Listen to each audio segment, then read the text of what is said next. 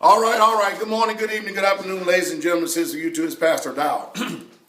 When I was in the Army, we used to sing a song, running down Ardennes there at Fort Bragg, where the 82nd is. And that song started off like this. Here we go again. Same old S-H, and you put in the I-T. And that's what we basically got going on. Again, because this morning I got up, and the first thing I did was see all these articles and all this so-called news about Black Friday, Black Friday, Black Friday. And of course, Best Buy going to start their Black Friday at 6 p.m. So now you got all the retailers, all of them are trying to rush what they call Friday, Black Friday. Now, I know I'm getting ready to confuse a lot of you people.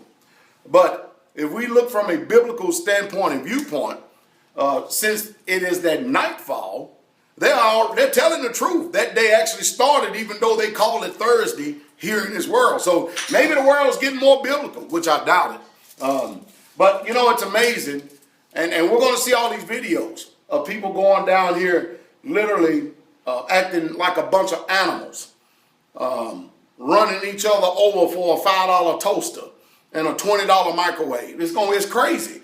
Why are you people so easily coerced and manipulated? I'll tell you the reason why. Because the majority of the American populace is dumb. And they refuse to put information and knowledge in their head. And so we like entertainment. And entertainment dumbs you down because it's a medium. And I know that many of you don't understand mediums. And what it does, it sends information. And you're in the receive mode the whole entire time because your conscience is not active. You're not using your mind. You think you are, and you thinking when you sit over here, you having a good time. You are having a good time. You're having a good time at being dumbed down. And that's the reason why that you can't have a lick of confidence in anybody in this country and stuff, because they don't understand the psychological effect, nor they understand exactly what's going on in this world, because they refuse.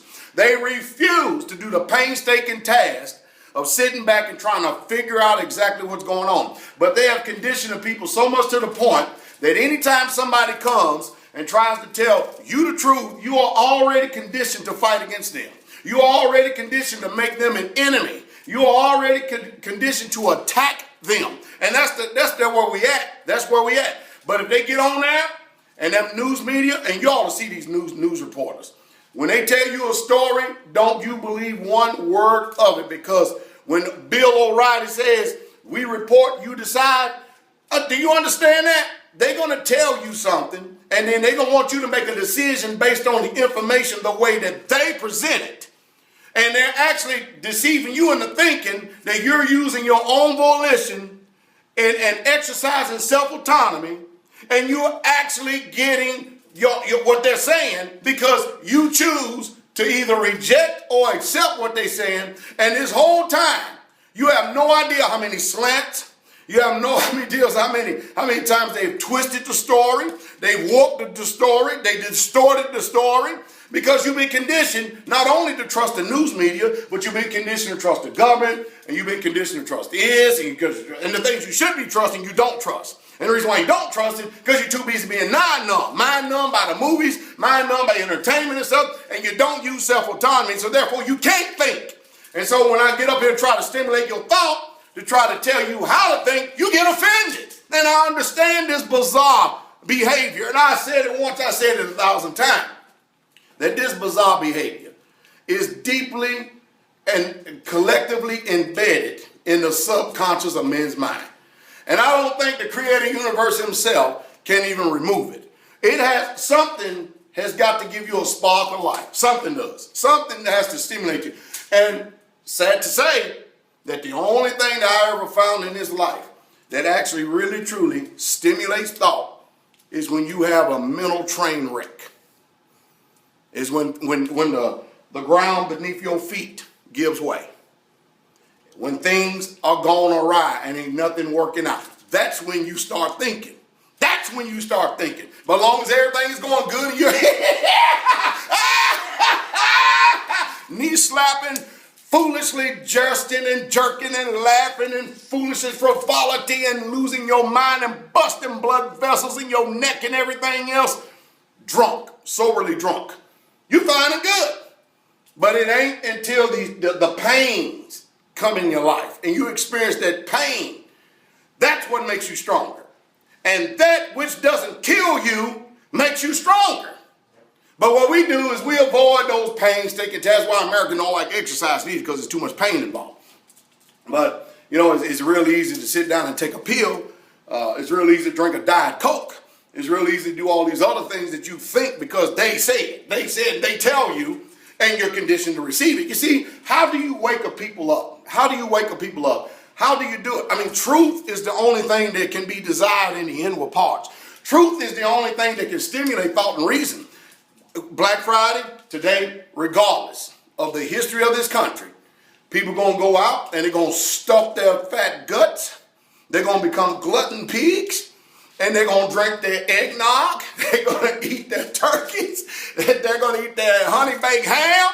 And they're going to celebrate the National Thanksgiving Day of the Europeans of rape, rob, murder, killing, stealing, pillaging. I could go on and on and on with the superlatives. And it ain't going to change one thing about your mind. You know why? Because you don't care what has happened to the indigenous people of the land. Now, if they have lied to you about history, what else are they lying to you about? Could it be Black Friday? Could it be? You think you're getting a deal because they having a bunch of sales. All they doing is selling you their overstock from the junk that they've stored up all year long.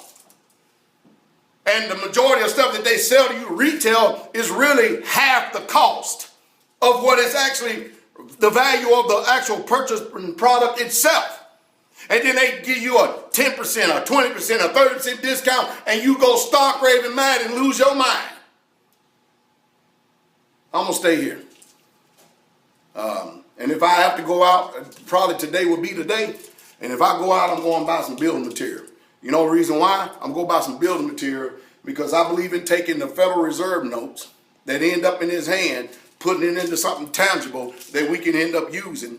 Besides buying a damn $5 toaster that's going to break in 2 weeks and you take it back and you're going to get another $5 per toaster that's going to break in 3 months, and before long you're going to throw that toaster away.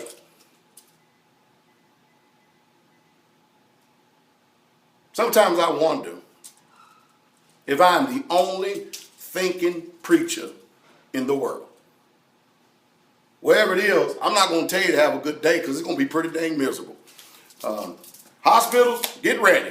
A lot of people getting ready to come to you because they're going to eat themselves into oblivion. They're going to laugh. I told you, I checked it out this morning. The Dallas Cowboys are playing today and the Detroit Lions are playing today. I told you, how do I remember that? I remember that from yesterday years as a little boy watching these football games. Watching people get out there and beat the hell out of each other, and we're all entertained in the modern day Roman Colosseums. I must be going crazy. But anyway, while y'all stuffing y'all gut, I'm going to be here working along with the brother. I did say I wasn't going to say that y'all have a good day, but I'm going to say it anyway. Have a good day.